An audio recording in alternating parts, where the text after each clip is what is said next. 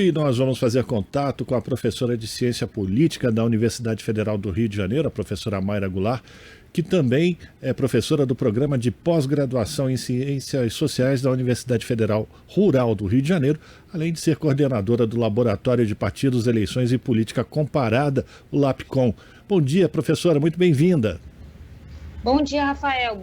Bom dia para todo mundo. Obrigado pela sua participação. Vamos fazer então uma avaliação do cenário político nessa semana, o que a gente pode já projetar para a semana que vem, professora. Vamos começar falando sobre a pesquisa Poder Data, que foi divulgada ontem, mostrando mais uma vez que o ex-presidente Lula continua na liderança, com 43% das intenções de votos. Ou seja, o cenário do ponto de vista das pesquisas não tem se modificado muito. É a consolidação da liderança do ex-presidente Lula em todas as regiões já, praticamente, do país, e garantindo, sedimentando essa liderança. Mas o que a gente pode ter como novidade foi ontem a participação, né, do Janones, né, o candidato do Avante, se integrando à campanha do ex-presidente Lula. Muitas pessoas falam, ele só tinha 1% das intenções de votos, mas em política 1 mais 1 não é 2, né, professora? Claro que não, porque com isso a gente ganha, a campanha do Lula ganha mais credibilidade enquanto frente ampla, e não como uma candidatura individual de apenas um partido, como uma frente ampla em defesa da democracia. Então tem um peso simbólico, além, claro, da questão de tempo de TV, principalmente se conseguir atrair o PROS. E eu acho também importante ressaltar que esse movimento, né, de atração de outras legendas, ele tem a ver com o que a gente está observando nas pesquisas, né? A gente observa nas pesquisas a desidratação da terceira via, né? Uma coisa que já era esperada, eu sempre falo isso. Se alguém me perguntasse, eu vim de Marte agora, olha, vai ter uma eleição entre os 2 maiores líderes populares da história recente de um país. Você acha que vai ter um terceiro candidato forte, com viabilidade? Eu vindo de Marte, eu diria que não. Mas teve gente que acreditou, né? Tem gente que ainda está acreditando, mas as pesquisas indicam exatamente que não tem viabilidade uma terceira via e que temos 2 candidatos fortes disputando essa eleição. Pois é, professora. Bom, já que a senhora falou em terceira via, antes de falar sobre a eleita pela terceira via, né, a senadora Simone Tebet, o pré-candidato, o candidato Ciro Gomes, também hoje deve anunciar a formação completa de sua chapa e deve anunciar o nome de uma mulher para o cargo de vice-presidente. Como é que a senhora avalia essa posição do Ciro, que ele não ficou nem lá, nem cá? Eu avalio assim, da mesma forma que eu avaliei o não posicionamento de Ciro Gomes no segundo turno de 2018. O voluntarismo pessoal dele e talvez um certo oportunismo ganha frente de um olhar sobre a história do país, né? Ele deixou o bonde da história passar e deixou a oportunidade de ficar do lado da democracia. É dessa maneira que eu vejo essa eleição. A gente não tem 2 candidatos normais, né? 2 candidatos regulares. A gente tem um autocrata e que potencialmente vai radicalizar num segundo mandato essa escalada autoritária. E do outro lado, um candidato político que vai jogar nas 4 linhas da Constituição. Então, eu acredito que esse não posicionamento, ele não é só uma decisão política conjuntural que tem a ver com o projeto. Ele é a revelia da história, ele vira as costas para a história do país e para o legado que essa autocracia bolsonarista vai deixar, já vai deixar, em termos de destruição do Estado, em termos de fome, miséria, pobreza, em termos da penetração no tecido social de valores autoritários, reforçando isso simbolicamente. Mas apesar desse posicionamento pessoal do Ciro Gomes, o PDT certamente vai caminhar com o ex-presidente Lula caso ele não consiga já a vitória no primeiro turno. É a sua avaliação também, professora Mayra? Certamente. Eu acredito que o PDT ele tem essa consciência, o PDT enquanto legenda, né? E isso é interessante para a gente pensar. A gente vive um momento em que as legendas elas estão convivendo com projetos personalistas de algumas de suas lideranças. É o caso, por exemplo, que a gente vai conversar daqui a pouco do Molon, no Rio de Janeiro, né? Projetos voluntaristas e individuais estão, de alguma maneira, obstaculizando o funcionamento de uma legenda. Uma legenda ela só funciona se os acordos que ela assumir forem cumpridos, se ela se comportar como um ator coletivo. Se ela se render a comportamentos individuais, deixa de funcionar como uma legenda.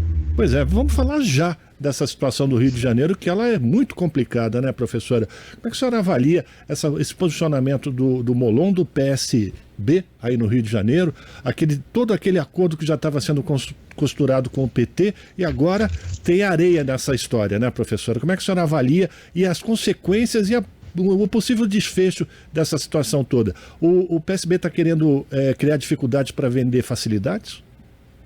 Eu não acho que é o PSB de maneira geral, né? O que acontece no Rio de Janeiro? O PT tinha se comprometido em abrir mão da cabeça da chapa para governador, apoiando Marcelo Freixo, e em troca teria uma cadeira, teria dentro dessa chapa a possibilidade de lançar alguém para o Senado, que seria o André Siciliano. E aí o interessante é a gente trazer alguns pontos, né? O André Siciliano é um perfil político que tem a ver com o PT do Rio de Janeiro. O PT do Rio de Janeiro, ele se descola um pouco dessa política ideológica, identitária, ideológica, que fica muito centrada na opinião pública, nas classes médias. O PT no Rio de Janeiro, assim como de alguma maneira o PDT, ele se enraiza na política local. E isso significa, é claro, você adotar uma postura mais conciliatória com as elites locais, com as elites tradicionais. E que, portanto, elas não estão nesse espectro ideológico da esquerda militante. Isso acontece com o André Siciliano, isso acontece com Washington Quaquá, isso acontece com outras lideranças, inclusive do PDT, que se enraizaram nessa área mais longe da capital e, mesmo em termos de opinião pública, mais longe desse centro ideológico, né? Centro-esquerda. É o caso do Siciliano, que se enraiza na Baixada. Então, há uma preocupação de que a chapa totalmente centrada nesse âmbito mais ideológico fala muito mais às camadas médias da capital do que aos eleitores do interior, da Baixada, das comunidades mais distantes desse centro. Pois é, inclusive essa é uma dificuldade que se apresenta para o candidato o Freixo, né? É colocado como um problema para ele não conseguir exatamente entrar nessas camadas, né, professora? Perfeito. É uma preocupação, sim. A dificuldade que o Freixo tem por ter uma identificação com camadas médias, né, com esse centro, né, em termos de mais informadas, mais ideologicamente posicionadas, enquanto a gente tem uma série de eleitores que lidam com a política no âmbito local, vota no vereador que é do seu bairro, tem relação com cabos eleitorais que são seus parentes, seus amigos, e trabalham nesse escopo da política local, que é um vínculo mais próximo entre eleitores, entre representantes e representados. O Freixo, ele não consegue se estabelecer a partir dessa rede, que depende de vereadores locais, de cabos eleitorais locais. Não há ainda essa estrutura no campo nem do PSOL e nem do PSB que permita esse enraizamento. Na ciência política, a gente chama isso de efeito coateio. Quando a gente tem, por exemplo, vereadores, deputados aportando a sua popularidade, auxiliando em termos de bases eleitorais, os candidatos a prefeito, a governador, a gente chama isso de efeito coateio. A gente está conversando com a professora Mayra Goulart, professora de Ciência Política da Universidade Federal do Rio de Janeiro, do programa de pós-graduação em Ciências Sociais da Universidade Federal do Rio de Janeiro, também coordenadora do Laboratório de Partidos, Eleições e Política Comparada. Professora, a gente sabe e conhece, né, as ligações entre o presidente Jair Bolsonaro e aquilo que a gente já convencionou de chamar das milícias no estado do Rio de Janeiro, que é o grande curral, né, que o presidente Bolsonaro continua ainda mantendo no Rio de Janeiro. A importância dessa participação, é possível quebrar essa hegemonia do Bolsonaro com esse tipo de postura nessas regiões mais periféricas do Rio de Janeiro?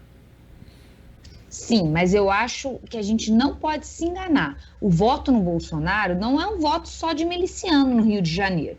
É um voto que tem muito a ver com a penetração no tecido social de valores conservadores, do medo, porque o discurso punitivista do Bolsonaro cala fundo nas classes médias cariocas que têm medo. Eles têm medo não só da violência, eles têm medo também das camadas populares. Então, esse discurso muitas vezes elitista, classista, o Bolsonaro ele tem a sua trajetória, a revelia das classes populares. Ele não tem um discurso sobre pobreza, miséria, tirar as pessoas da fome. Isso se identifica muito com camadas médias, como a do Rio de Janeiro, que a única relação que eles têm com a pobreza é o medo. Eles têm medo dos pobres. Então, eu acho que a gente atribuir tudo à milícia, tudo a curral eleitoral, talvez seja um pouco de uma ingenuidade de não ver que essas camadas médias estão contaminadas com essa visão tacanha da segurança pública, que é o que o Bolsonaro apresenta. Não só o Bolsonaro, porque no Rio de Janeiro a gente tem, por exemplo, o Cláudio Castro.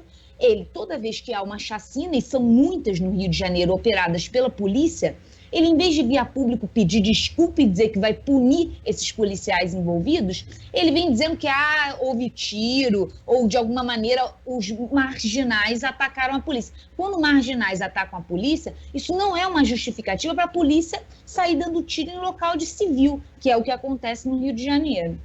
Professora, já que a gente está falando do Rio de Janeiro e da população conservadora, da classe média conservadora também do Rio de Janeiro, como é que a senhora tem percebido na cidade, no estado, essa colocação do Bolsonaro de transformar o desfile de 7 de setembro, uma data nacional, como uma possibilidade de fazer palante político da sua candidatura, inclusive na orla de Copacabana? Então, eu já acho que, hoje em dia, sejamos bem francos, né? Hoje em dia, a identidade militar, né, o militarismo de modo geral, se associou à imagem de Jair Bolsonaro. Então, sendo em Copacabana ou não, o desfile de 7 de setembro já vai ser apropriado pelos bolsonaristas como um ato pró-Bolsonaro, né? Ninguém vai assistir um desfile de 7 de setembro nessa altura do campeonato e quer fazer o isento, né? Pelo amor de Deus.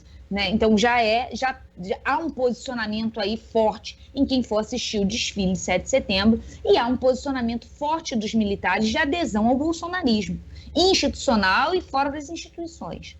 A questão é saber o respaldo que isso vai ser dado pelo governo, pelo prefeito, né, o Eduardo Paes, e pelas outras autoridades, se vão permitir que esse desfile ocorra em Copacabana e seja de fato uma mobilização política, e que pode, inclusive, gerar violência, porque, como a gente comentou em outras oportunidades, essas camadas que se mobilizam em prol de Jair Bolsonaro, essas camadas conservadoras, elas não têm uma prática de democracia nas ruas.